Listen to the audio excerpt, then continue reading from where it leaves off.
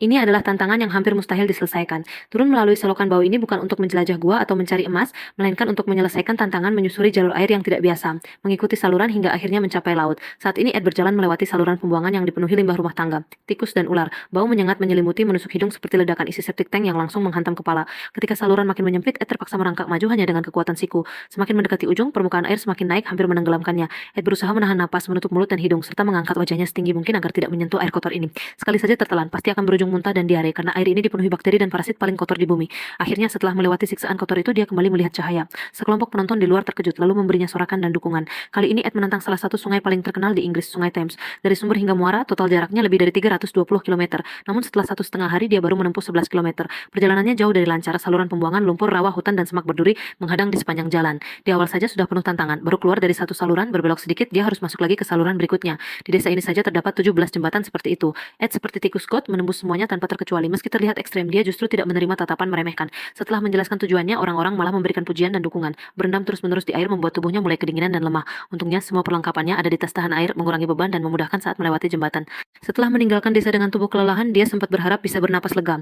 Namun saat melihat rintangan di depan, banyak orang mungkin sudah menyerah. Ed tidak mundur. Dia memilih cara paling sederhana, menyusup dari bawah. Cabang pohon saling bertaut, duri memenuhi jalan. Sedikit saja lengah, bisa melukai mata atau merobek kulit. Yang lebih menakutkan adalah bahaya tak terlihat. Air ini bisa mengandung patogen berbahaya, bahkan hewan seperti ular air. Hal itu membuat bulu kuduknya merinding. Saat malam tiba, kelelahan membuatnya harus berhenti di tepi air untuk beristirahat. Mengenakan pakaian selam terlalu lama membuat kulit memutih dan mengelupas. Dia membuka satu-satunya makanan yang tersisa, nasi instan rasa pedas yang diseduh air. Setelah mengganti pakaian kering, dia memakannya dengan lahap. Meski rasanya biasa saja, bagi dirinya itu sudah cukup. Setelah beristirahat semalaman, tenaganya kembali pulih. Target hari ini adalah mencapai desa sekitar 6 km dari sana, tempat dia menyimpan perahu karet untuk melanjutkan perjalanan di bagian sungai berikutnya.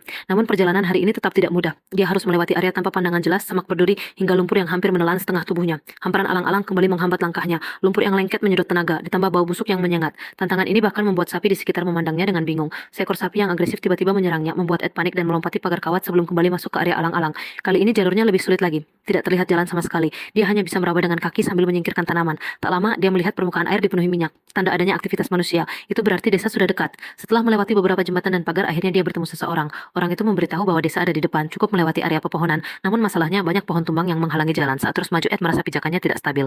Air semakin dalam hingga kakinya tidak lagi menyentuh dasar, memaksanya berenang. Untungnya bagian ini tidak terlalu panjang. Dari total perjalanan, dia baru menyelesaikan kurang dari 1/10. Namun dia sudah sangat dekat dengan perahu yang disiapkannya.